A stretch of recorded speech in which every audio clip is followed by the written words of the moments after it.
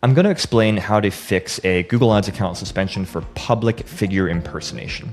And if you don't know who I am, my name is John from StubGroup. We are a Google Premier partner and the #1 resource in the world for fixing Google suspensions and policy issues. So let's dive into public figure impersonation. This is a subcategory under Google's unacceptable business practices policy. And essentially it means that Google thinks that you are incorrectly or invalidly claiming affiliation with a public figure. They don't mention brands here specifically, but in our experience, it can also include brands, both public figures and public brands.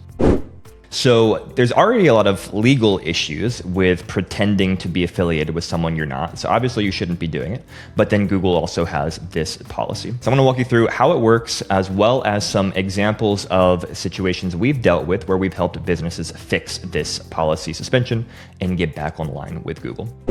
So first, a quick read through the policy. You can find it obviously in Google's list of policies.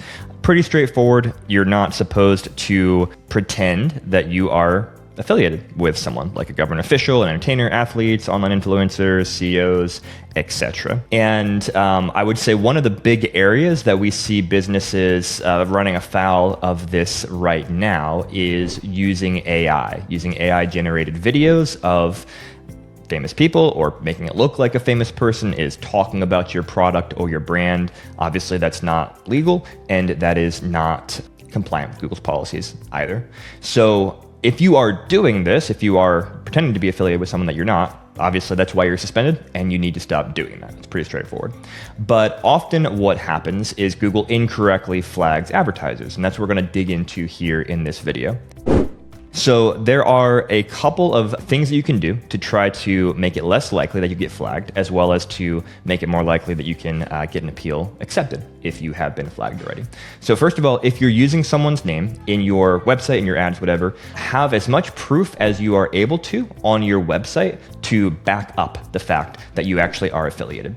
So if there's anything public that that person or brand has said about you online, you could link to that from your website. You could link to their blog post or their social media post, things like that, to show that you truly are affiliated or have their endorsement or whatever the case may be. If you have any kind of agreements or certifications or things like that, if those are things that you could actually make public on your website, do it. Put it on a page on your website with a link to it from your footer or things like that. So the more you can do on your website and publicly to show that you are affiliated with who you are saying you're affiliated with, that is going to be helpful, both in maybe avoiding the flag as well as fixing the flag if it takes place.